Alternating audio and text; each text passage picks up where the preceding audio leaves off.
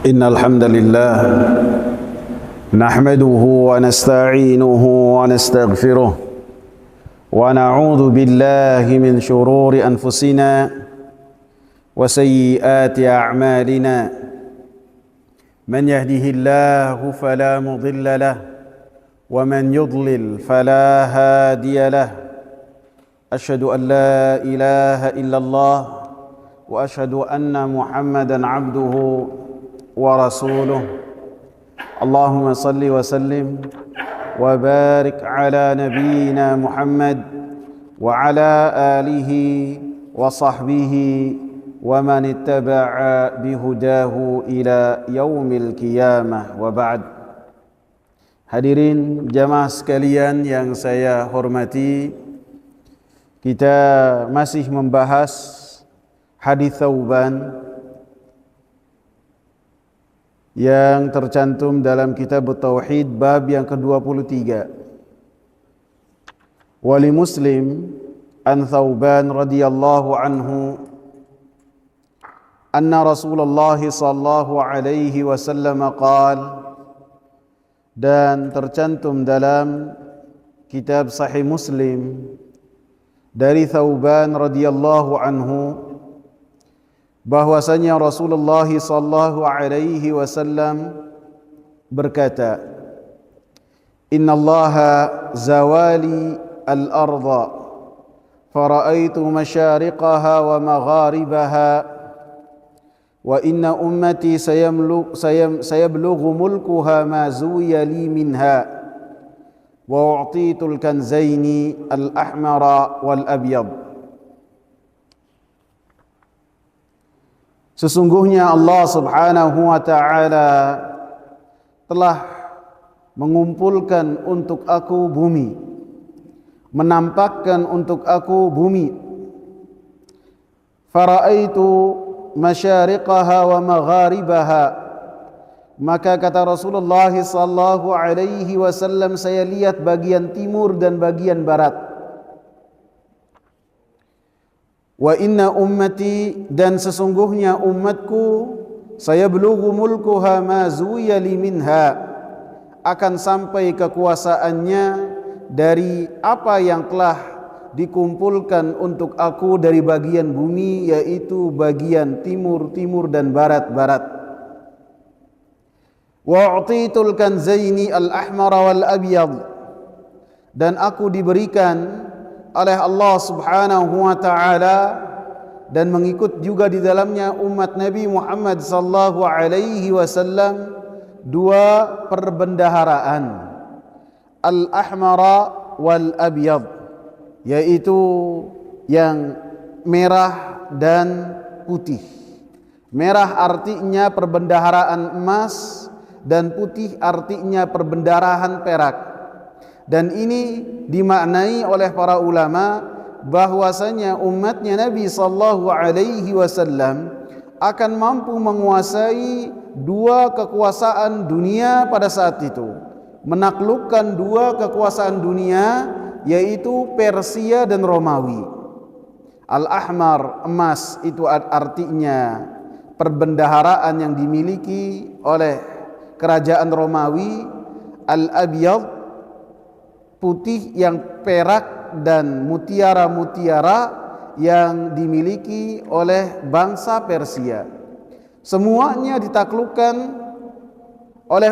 oleh Allah subhanahu wa ta'ala sehingga api majusi padam pada zamannya Umar bin Khattab radhiyallahu anhu, dan kekuasaan Persia dikikis oleh kekuatan kaum muslimin sehingga bergeser kekuatan dunia. Yang tadinya negeri Syam dikuasai penuh oleh kerajaan Persia, maka setelahnya dipegang kendalinya oleh kaum muslimin, sehingga perbendaharaan emas dan perak dan mutiara ini sampai kepada kaum muslimin, sampai ke kota Madinah, persis seperti apa yang telah dikabarkan oleh Rasulullah sallallahu alaihi wasallam. Wa inni sa'altu rabbi li ummati, dan sesungguhnya saya meminta kepada Allah Subhanahu wa taala untuk umatku.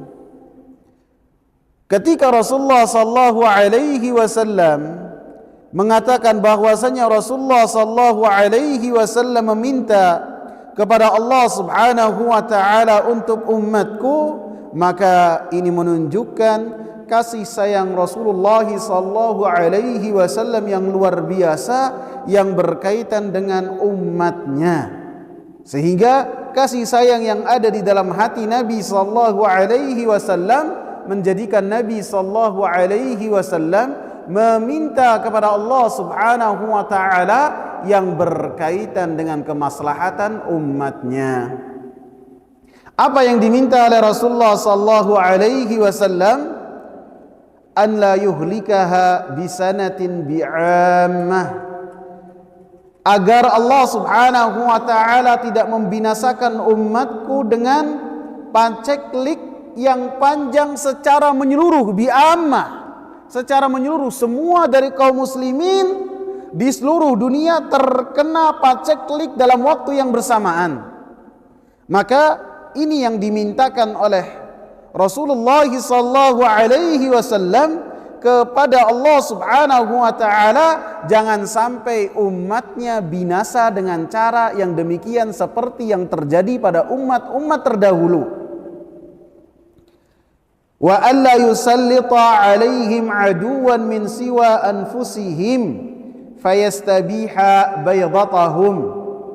Dan aku meminta kepada Allah Subhanahu wa taala supaya jangan sampai ditimpakan kepada kaum muslimin seorang musuh dari orang-orang kafir, yang apabila musuh tersebut kekuasaan tersebut diberikan kepada orang-orang kafir atas orang-orang yang beriman, maka fayastabiha baydatahum, maka orang-orang yang mendapatkan kekuasaan dari orang-orang kafir tersebut akan meluluh lantakkan kekuasaan kaum muslimin dan tempat tinggal kaum muslimin. Wa inna rabbi qal, maka Rabbku berkata, ya Muhammad, wahai Muhammad, inni qadaitu qadaan fa innahu la yurad, maka sesungguhnya saya apabila memberikan ketetapan dengan satu ketetapan, maka apa yang telah Allah Subhanahu wa taala tetapkan tidak akan berubah. Diawali seruan Allah Subhanahu wa taala kepada Nabi Muhammad sallallahu alaihi wasallam dengan perkataannya Muhammad. Patut kita ketahui dalam Al-Qur'anul Karim, Allah Subhanahu wa taala tidak pernah memanggil Nabi Muhammad sallallahu alaihi wasallam dengan panggilan nama. Kalau tidak ya Rasulullah, ya ayyuhar rasul, maka ya ayyuhan nabi. Beda yang berkaitan dengan rasul-rasul ataupun nabi-nabi sebelum Nabi Muhammad sallallahu alaihi wasallam, maka Allah Subhanahu wa taala ketika berbicara dengan nabi tersebut ataupun memberikan wahyu kepada nabi tersebut dengan seruan langsung dengan namanya, ya Musa.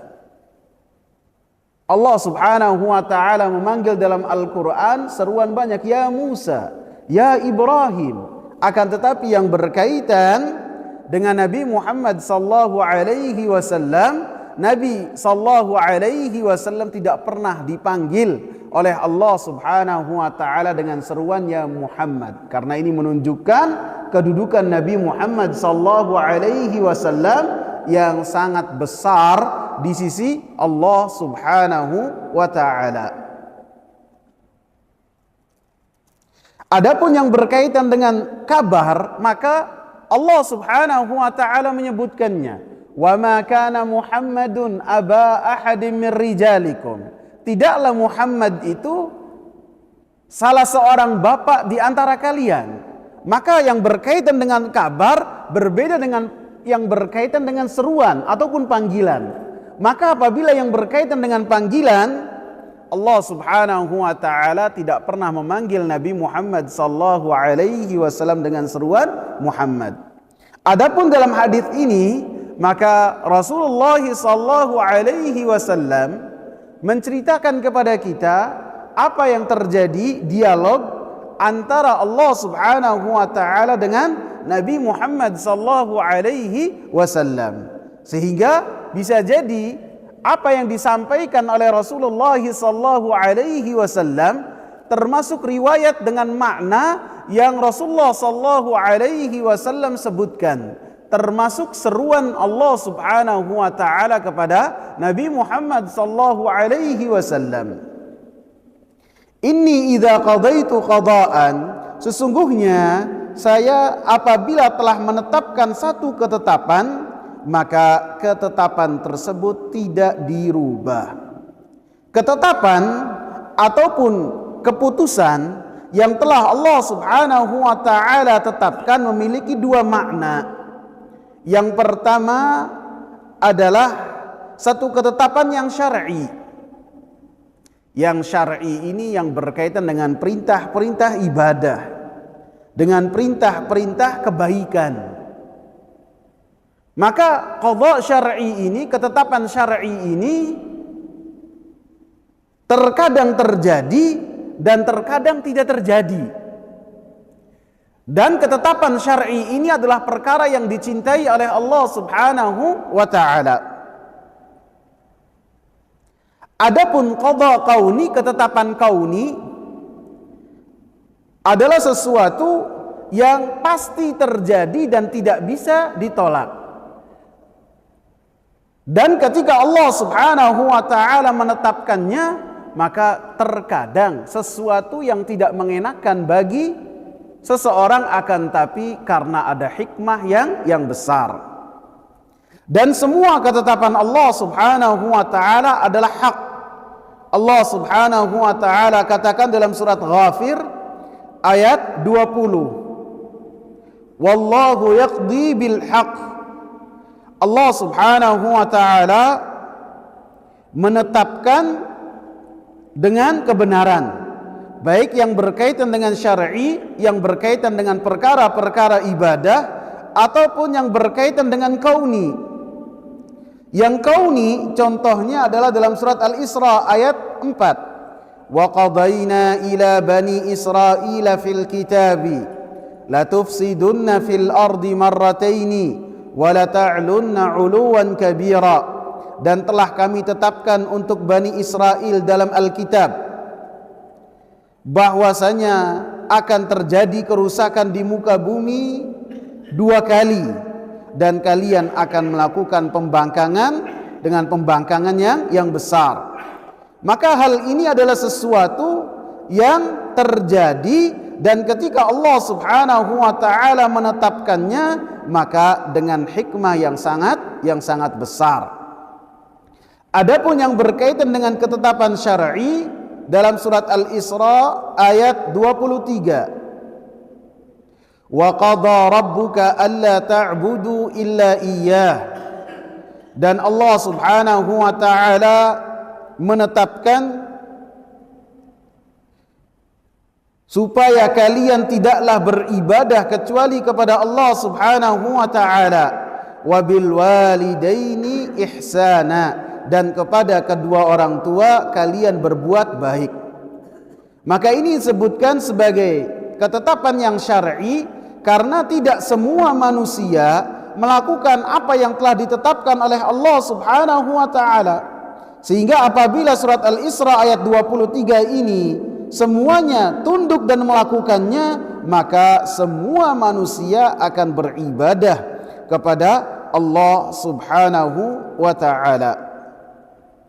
Sehingga ketika Allah Subhanahu wa taala menyebutkan bahwasanya idza qadaitu qadaan fa innahu la yurad, apabila saya menetapkan satu ketetapan, satu keputusan, maka hal tersebut tidaklah ditolak, maka ini menunjukkan kesempurnaan kekuasaan Allah Subhanahu wa taala dan kemampuan Allah Subhanahu wa taala dan menunjukkan kesempurnaan biar Allah Subhanahu wa taala dalam mengurus dan mengatur alam semesta ini.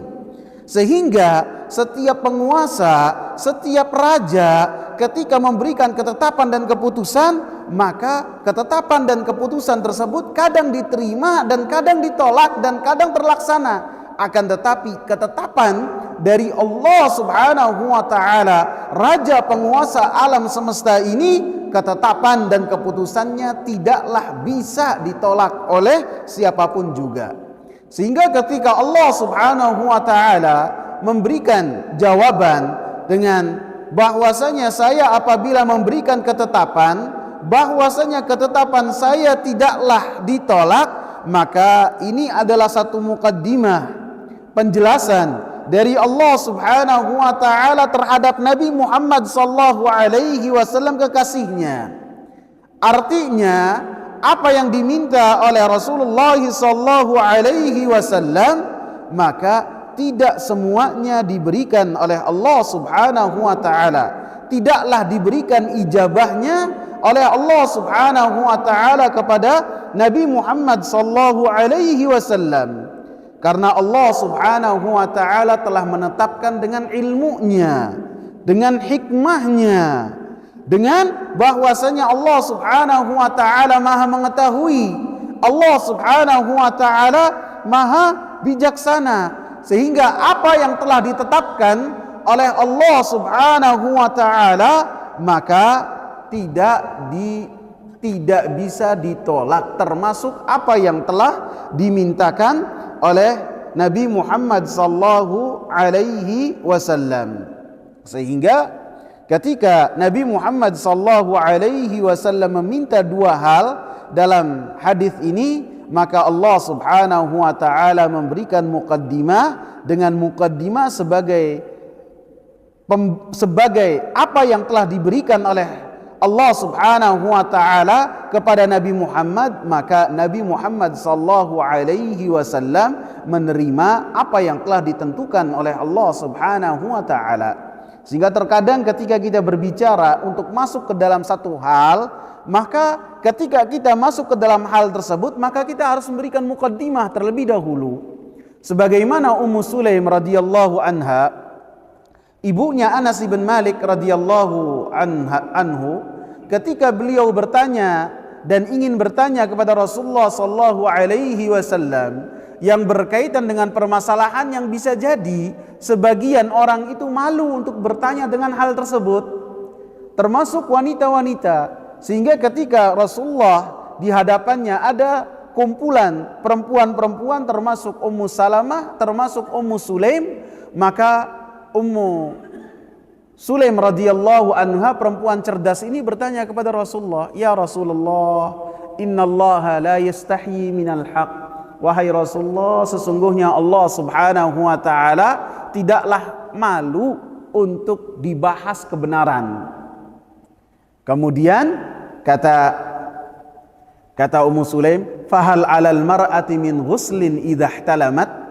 Apakah bagi perempuan itu ada kewajiban untuk mandi janabah apabila dia mimpi seperti mimpinya lelaki? Ummu Salamah radhiyallahu anha, perawi hadis ini, ketika mendengar pertanyaan dari Ummu Sulaim, langsung beliau menutup kepalanya, menutup wajahnya. Beliau malu terhadap pertanyaan dari Ummu Sulaim. Akan tetapi ketika Ummu Sulaim bertanya, diberi muqaddimah terlebih dahulu, sehingga apa yang disampaikan oleh Ummu Sulaim ini lebih ringan untuk didengar oleh Rasulullah sallallahu alaihi wasallam. Maka Rasulullah katakan, "Na'am idza ra'atil ma."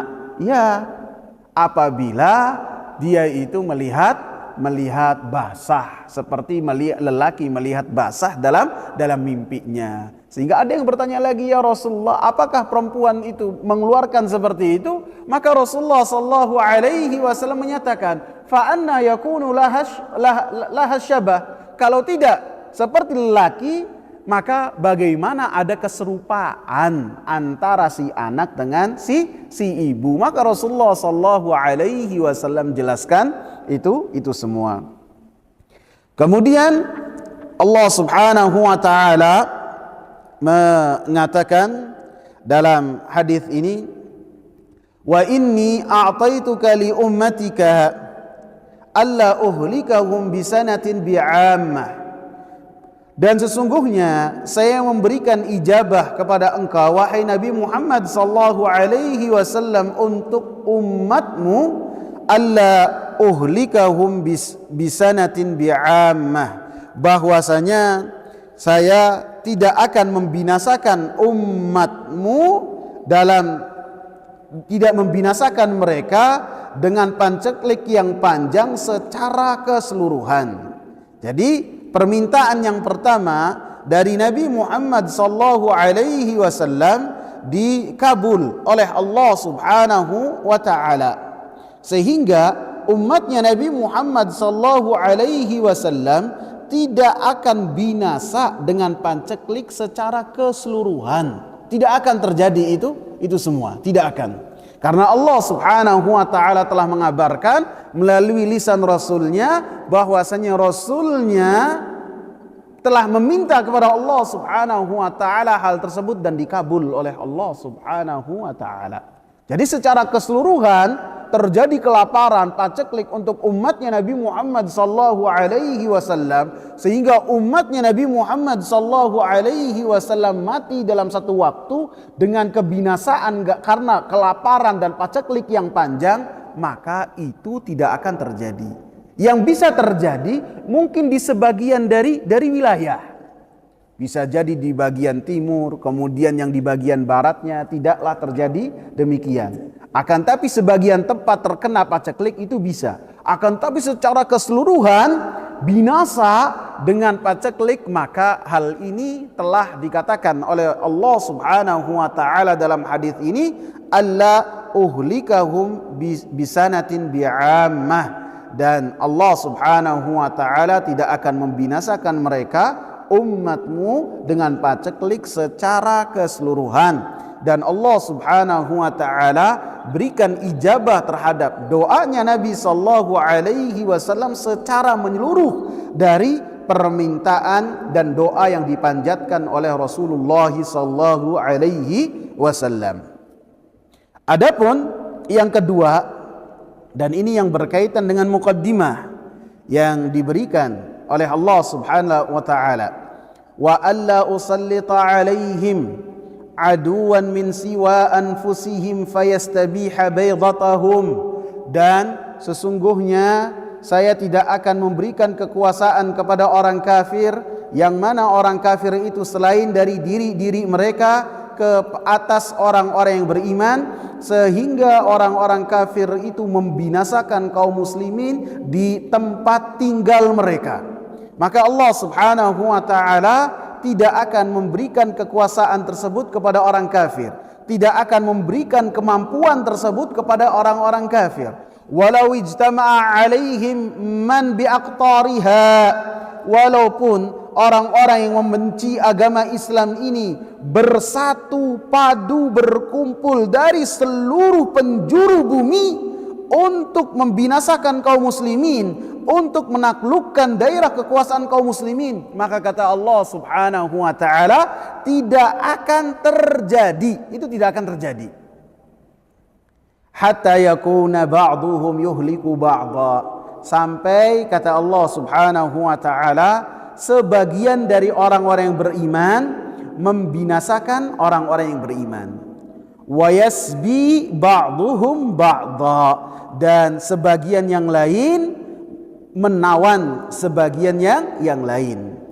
Maka di doa Nabi sallallahu alaihi wasallam yang kedua ini diberikan syarat dan ketentuan oleh Allah Subhanahu wa taala, tidak mutlak seperti ijabah yang Allah Subhanahu wa taala berikan dalam doa yang pertama. Perkara yang pertama yang Rasulullah sallallahu alaihi wasallam panjatkan supaya umatnya tidak binasa dengan paceklik yang berkepanjangan secara menyeluruh, maka Allah Subhanahu wa taala berikan ijabah terhadap doa Nabi tersebut secara menyeluruh juga. Tidak ada ketentuan, tidak ada syarat. Akan tetapi yang berkaitan dengan doa Nabi sallallahu alaihi wasallam yang kedua, maka Allah Subhanahu wa taala memberikan syarat dan ketentuan. Apabila syarat dan ketentuannya diperhatikan oleh orang-orang yang beriman, diperhatikan dan dilaksanakan oleh orang-orang yang beriman, maka kekuatan apapun yang dimiliki oleh orang-orang kafir maka tidak akan mampu menaklukkan wilayah dari kaum muslimin, karena inilah yang telah dimintakan oleh Rasulullah dan dikabul oleh Allah Subhanahu wa taala dengan ketentuan bahwasanya kaum muslimin mereka bersatu padu di atas al-haq, mereka senantiasa ikhlas dan beribadah kepada Allah Subhanahu wa taala.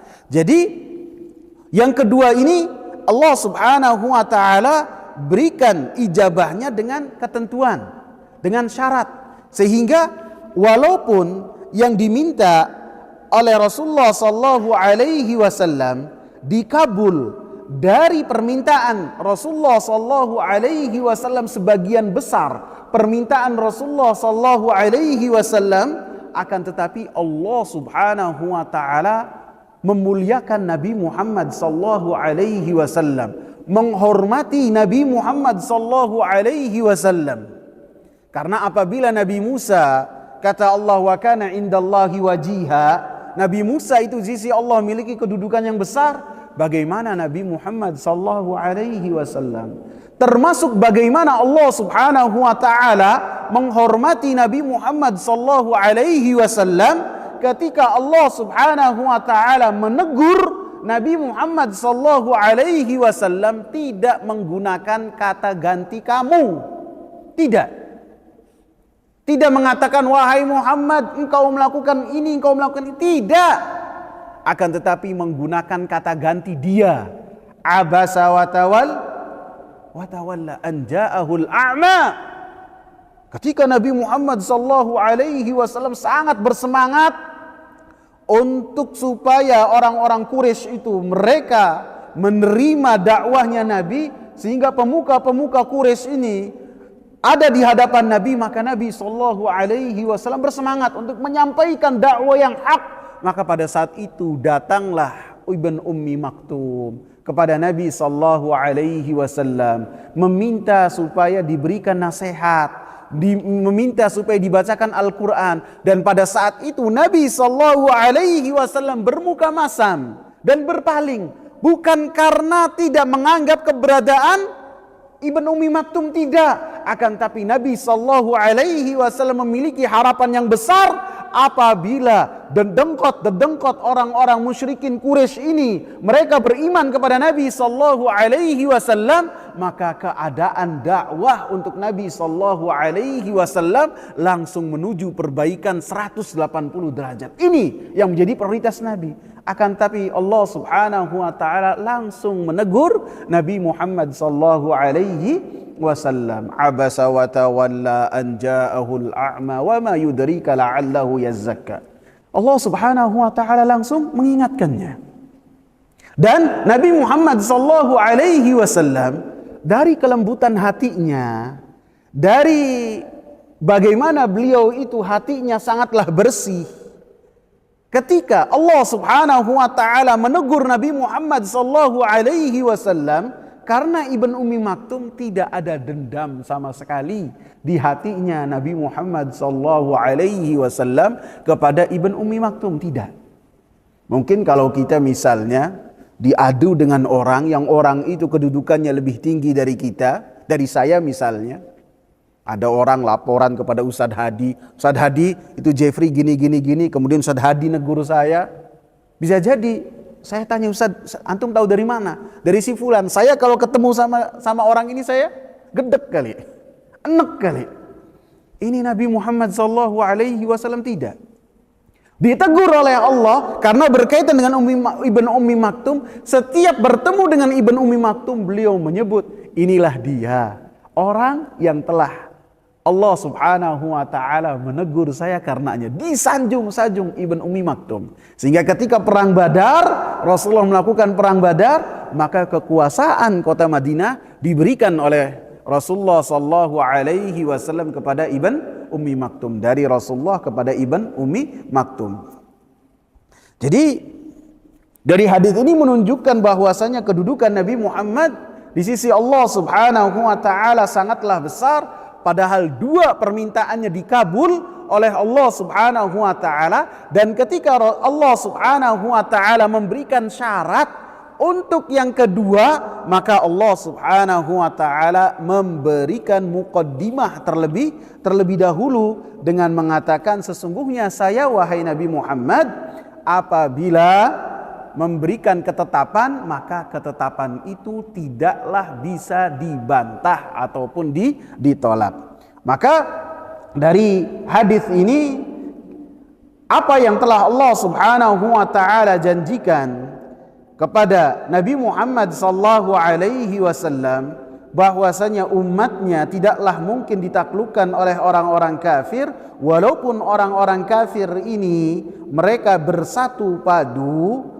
dengan apa yang mereka miliki sampai ada perpecahan di antara kaum muslimin. Apabila ada perpecahan, apabila ada silang pendapat, setiap orang sudah masing-masing tidak merujuk kepada Al-Quran dan As-Sunnah dan bangga dengan pendapat orang-orang yang mereka agungkan, mereka hormati selain Rasulullah SAW, maka pada saat itu kekuatan kaum muslimin lemah.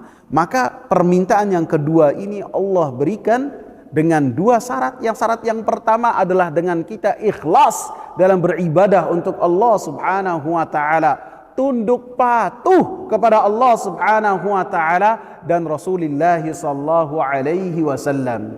Allah Subhanahu wa taala katakan dalam surat An-Nur ayat 55, wa'adallahu alladhina amanu minkum wa 'amilus salihati la yastakhlifannahum fil ardi kama istakhlafa alladhina min qablihim wa la yumakkinanna lahum dinahum alladhi irtada lahum wa la yubaddilannahum min ba'di khawfihim amna ya'budunani la yusyrikuna bi syai'a.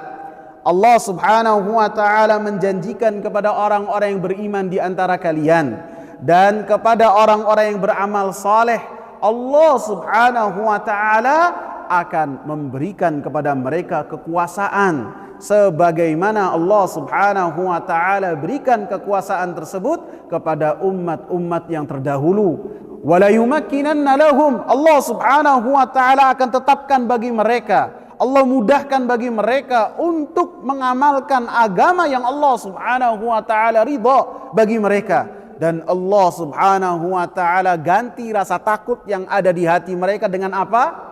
Dengan keamanan. Ketika apa? Ya'budunani, ketika beribadahnya kepadaku, dan ketika beribadahnya sesuai dengan apa yang telah dicontohkan oleh Rasulullah sallallahu alaihi wasallam. La yusyrikuna bi syai'a, dan ketika mereka tidak melakukan kesyirikan kepada Allah Subhanahu wa taala. Maka apabila hal yang pertama ini dilakukan, maka hal ini pun janji Allah Subhanahu wa taala akan diberikan. Yang kedua, apabila kaum muslimin senantiasa menjaga persatuan dan tidak berpecah belah senantiasa. Apabila ada perbedaan tersebut dikembalikan kepada Al-Quran dan kepada As-Sunnah. Karena seperti yang kita bahas, di dunia ini tidak mungkin ada persatuan itu tidak ada sama sekali gesekan. Karena malaikat yang turun di bumi saja bisa gubrek, kan kita bahas kemarin. Bisa ribut. Maka ketika ada perbedaan, maka solusinya apa? Dikembalikan kepada Al-Quran dan As-Sunnah. Maka Allah Subhanahu wa taala katakan, wa ati'ullaha wa rasulahu wa la tanaza'u fatafshalu wa tadhhaba rihukum. Dan taatilah Allah Subhanahu wa taala dan Rasulnya. Janganlah kalian berselisih sehingga menyebabkan kalian gagal, kalian gentar, kalian tidak memiliki kekuatan, haibah kalian, kewibawaan kalian pun tidak dianggap oleh orang-orang, oleh manusia.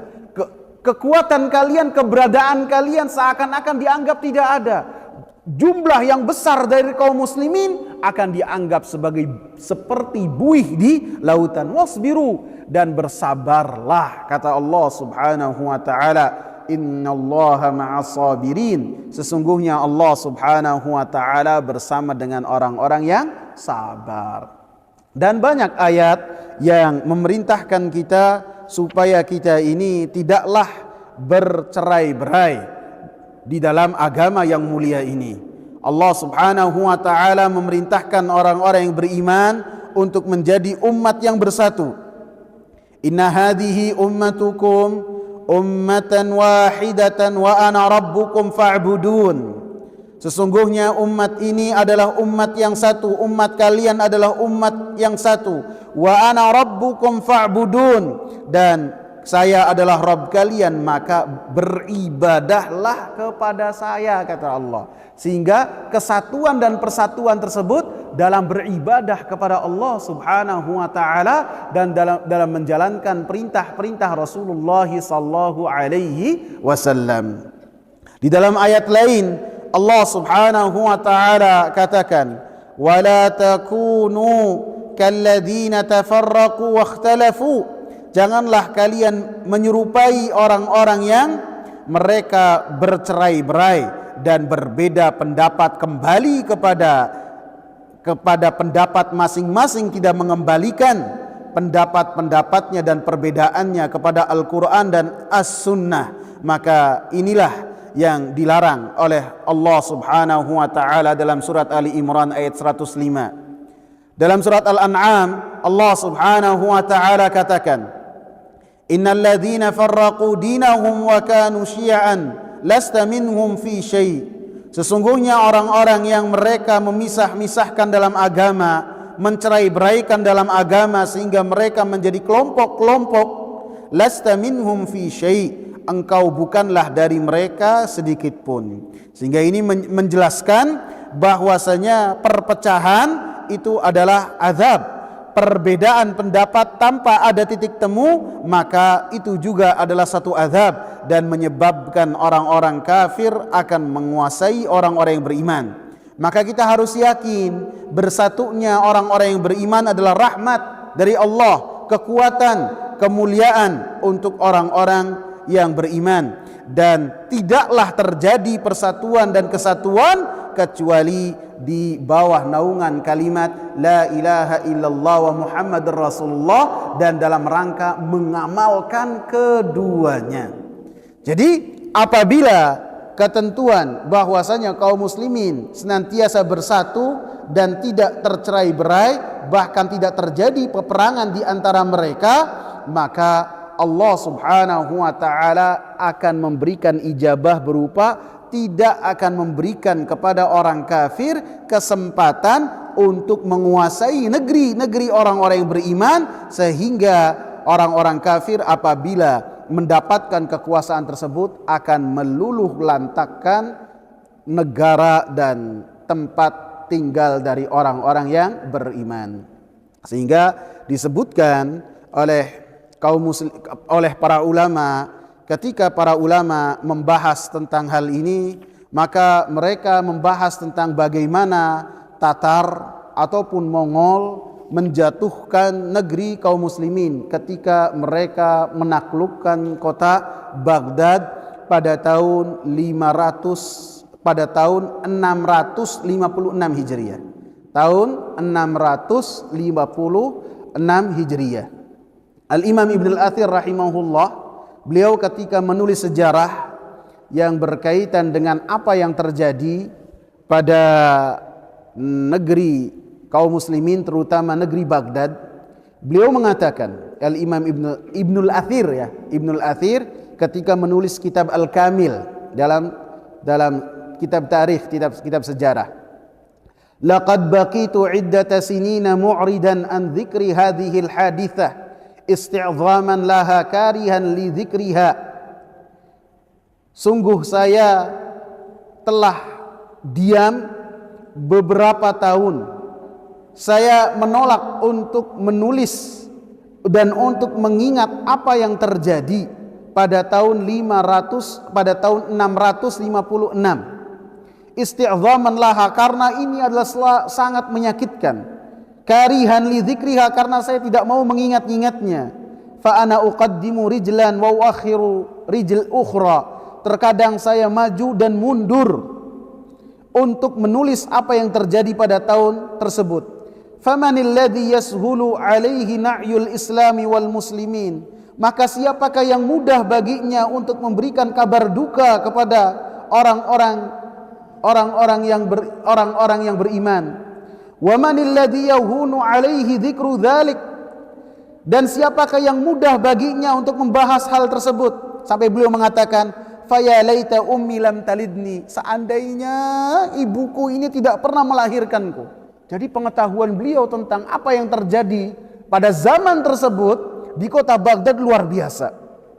Wa ya laitani mittu qabla hadza wa kuntu nasyan mansiya, seandainya saya mati sebelum hal tersebut terjadi sehingga saya menjadi orang-orang yang terlupa. Illa anni hathani jama'atun minal asdiqa ala tastiriha wa ana mutawaqqif, akan tetapi ada sebagian dari teman-temanku dan kawan-kawanku yang menganjurkan kepada aku untuk menulis apa yang terjadi pada zaman tersebut, dan saya pada saat itu dalam keadaan bingung. Tsumma ra'aitu anna dzalika la yujdi, dan kemudian saya pun meyakini bahwasanya hal tersebut tidaklah bermanfaat, dan beliau pun menyebutkan apa yang terjadi pada zaman itu. Pada zaman itu dinasti ataupun khilafah Al-Abbasiyah, dan khilafah Abbasiyah pada tahun 656 hilang dari peta kekuatan dunia. Pada saat itu nama khalifahnya adalah Al-Mu'tasim Billah. Beliau pada saat itu umurnya 46 tahun dan sudah 15 tahun menjadi khalifah. Dan pada saat itu kaum muslimin sudah jauh dari agama yang mulia, dan pada saat itu perpecahan dan perbedaan pendapat sangatlah banyak sekali. Lebih-lebih yang memiliki kedudukan yang sangat penting di antara menteri-menteri yang terpercaya dari Al-Mu'tasim ini bernama Muhammad ibn Al-Alqami. Dia adalah seorang Syiah yang sangat keji sekali, dan dendam dia kepada orang-orang sunnah, kepada kaum muslimin ini sangat besar sekali. Lebih-lebih sebelumnya terjadi peperangan antara orang-orang Islam ahli sunnah wal jamaah dengan orang-orang Syiah, dan kaum muslimin mendapatkan kemenangan, sehingga Ibnu Al-Qami ini sangatlah dendam, sehingga dia memberikan kebijakan-kebijakan yang menjadikan kekuatan kaum muslimin pada saat itu sangat lemah. Pada khalifah sebelumnya, kekuatan pasukan kaum muslimin itu ada sekitar 100.000. Yang ada di kota Baghdad 100.000. Akan tetapi dengan kebijakan Ibn Al-Qami yang bisa jadi dia ada andil yang sangat besar ketika berkaitan dengan kekuatan pertahanan kerajaan pada saat itu ataupun khilafah pada saat itu, maka dia pada saat itu memberikan kebijakan supaya insentif dan subsidi yang berkaitan dengan tentara-tentara dan junud pasukan-pasukan askar dipotong habis, sehingga pada saat itu tentara ataupun keamanan ataupun askar mereka tidak mendapatkan gaji dari kerajaan, sehingga sebagian besar dari askar tersebut mereka menjadi pengemis, ada di pintu-pintu masjid. Mereka minta padahal apa? Mereka adalah orang-orang terlatih, bukan sipil. Karena apa? Pada saat itu Ibn Al-Qami memberikan kebijakan-kebijakan yang menjadikan pasukan tersebut mereka lari dari profesi mereka, tidak nyaman. Sehingga yang tadinya ada 100.000 mengecil menciut jadi berapa? 10.000 saja. Luar biasa enggak? Cuma tinggal 10.000. Setelah itu dia pun berikan kebijakan kepada kaum muslimin sehingga menjadikan mereka lebih lemah. Kemudian orang inilah yang meminta kepada Tatar, kepada Mongol yang pada saat itu dikuasai dan dipimpin oleh Holako Khan. Holako itu kalau tidak salah anaknya Genghis Khan. Ya, anaknya Genghis Khan, Holako Khan. Holako Khan ini ketika dia diminta datang oleh Ibn Al-Qami, diminta datang, dirayu. Holako ini tidak mau untuk menyerang orang-orang Arab, mau ngapain? Dia sudah nyaman ada di Mongol. Mongol di Gurun Gobi kali ya. Di perbatasan antara Nepal dan Tibet kalau nggak salah. Di Cina ya, perbatasan tapi bukan Cina daratan. Pada saat itu mereka sudah asik dengan perburuan dan kekuasaan yang mereka miliki. Akan tapi karena rayuan dari Ibn Al-Qami ini sehingga Holako dengan 200.000 pasukan sampai ke kota Baghdad. Allahu Akbar, 200.000. Sedangkan kaum muslimin ada berapa? 10.000. Udah ngeper duluan, udah dikepung. Dan masuk pada saat itu Holako Khan masuk pada tanggal 12 Muharram. 12 Muharram di tahun 656 masuk. Dan begitu masuk Ibn Al-Qami dan satu orang lagi dan beberapa orang-orang dari antek-antek dari Ibn Al-Qami, orang-orang Syiah, orang-orang Zindik ikut untuk bertemu dan menyambut Holako Khan. Dan pada saat itu Khalifah Al-Mu'tasim Billah sudah lemah sekali. Sehingga pada saat itu dia bertanya kepada orang-orang yang ada di sekitarnya, apa yang harus saya lakukan? Maka dia bertanya kepada Ibn Al-Qami, apa yang saya lakukan? Padahal Ibn Al-Qami ini sudah menemui Holako Khan terlebih dahulu. Kemudian setelah menyerahkan keluarganya, menyerahkan apa yang dia miliki supaya dia itu aman, kemudian dia balik lagi untuk menemui raja. Kata raja, apa yang harus saya lakukan? Maka kata Ibn Al-Qami, kamu temui Holako Khan.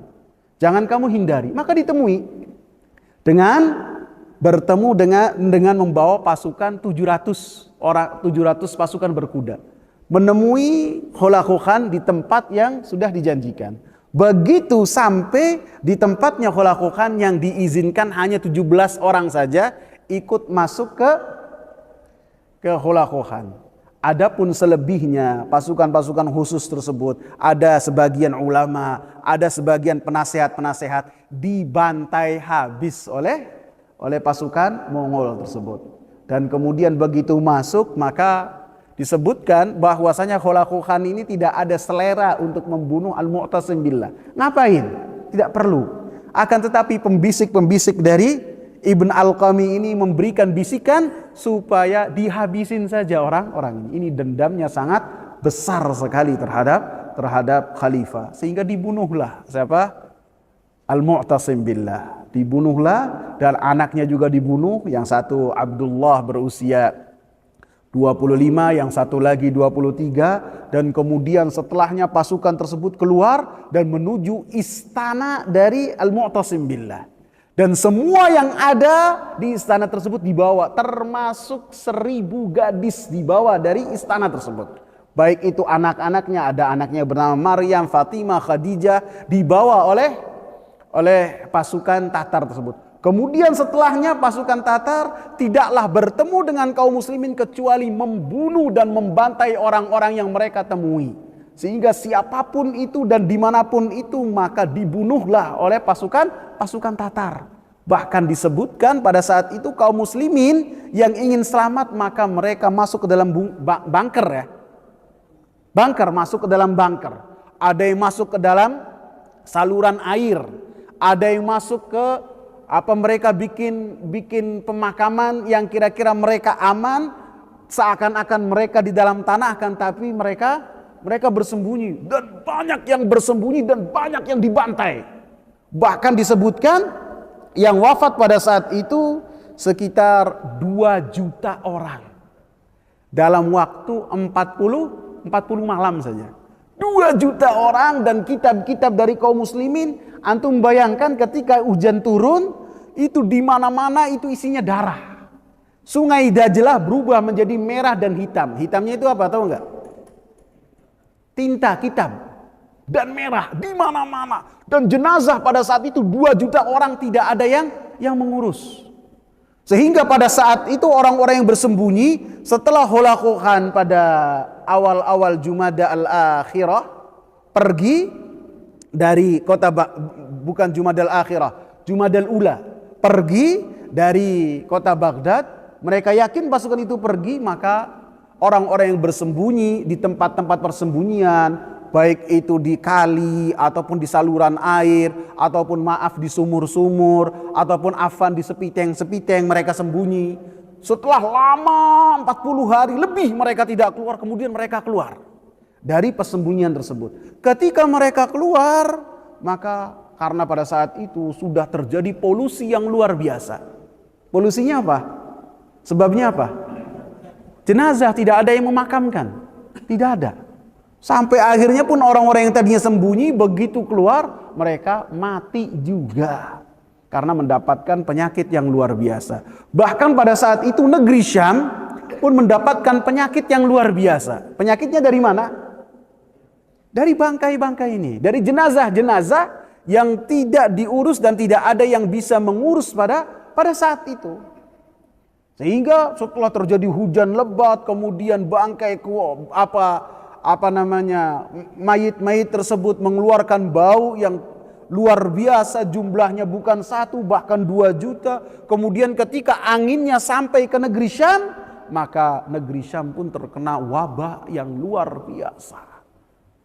Dan ini semua terjadi ayuhal ikhwah, dan bahkan dikatakan oleh Al-Imam Ibn Katsir rahimahullah, beliau sampai sering kali mengucapkan inna lillahi wa inna ilaihi raji'un. Inna lillahi wa inna ilaihi raji'un ketika beliau membahas tentang hal ini. Ini semua terjadi ketika kaum muslimin tidak memiliki kesatuan dan persatuan di atas agama yang hak, di atas kalimat la ilaha illallah. Ketika terjadi peperangan dan perseteruan di antara kaum muslimin, saling bunuh-membunuh di antara kaum muslimin, saling sandra menyandera di antara kaum muslimin, sehingga ukhuwah Islamiyah di antara mereka tidak ada, maka Allah Subhanahu wa taala berikan dan timpakan azab berupa kekuasaan, bahwasanya yang menguasai adalah orang-orang kafir, yang mereka itu orang-orang kafir apabila menguasai orang-orang yang beriman tidak memiliki rasa kasih sayang sedikit pun, seperti yang terjadi di kota Baghdad. 2 juta orang binasa dan berapa gadis yang telah mereka perkosa, dan pada saat itu kebinasaan menjadi luar biasa sehingga Ibnu Al-Athir mengatakan, saya tidak sanggup untuk menulisnya. Ya laitani mittu qabla hadza, kata Ibnu Athir, seandainya saya mati ini sebelum mengetahui tentang hal tersebut. Ya laita ummi lam talidni, seandainya ibu saya tidaklah melahirkan saya, karena hal yang luar biasa. Disebutkan kisahnya dalam Bidayah wan Nihayah oleh Al-Imam Ibn Katsir rahimahullah dengan sangat banyak sekali yang berkaitan dengan apa yang terjadi pada saat itu. Sehingga setelah berlalunya orang-orang Mongol, walamman qadal amral muqaddar wan qadat al-arba'una yawma baqiyat Baghdad khawiyatan ala urushiha laisa biha ahad. Maka ketika orang-orang Mongol itu berlalu setelah 40 hari, maka Baghdad luluh lantah. Wal qatla fit turuqat ka'annaha tulul, dan mayat-mayat itu ada di jalan-jalan dan jumlah mereka menggunung seperti bukit. Menggunung, bukan 1, 2 kemudian satu lagi sebelah, enggak, menggunung. Jumlahnya luar biasa. Wa qad saqata 'alaihimil mataru fataghayyarat suwaruhum wa antanat min jiyafihim. Maka ketika hujan turun, maka wajah-wajah mereka dan bentuk-bentuk mereka berubah, dan akhirnya mereka pun mengeluarkan bau busuk yang luar biasa, sehingga polusi yang luar biasa, sehingga dengannya ada wabah yang sangat besar, sehingga wabah tersebut sampai ke negeri Syam. Wallahu taala a'lam. Subhanakallahumma bihamdika asyhadu an la ilaha illa anta astaghfiruka wa atubu ilaik.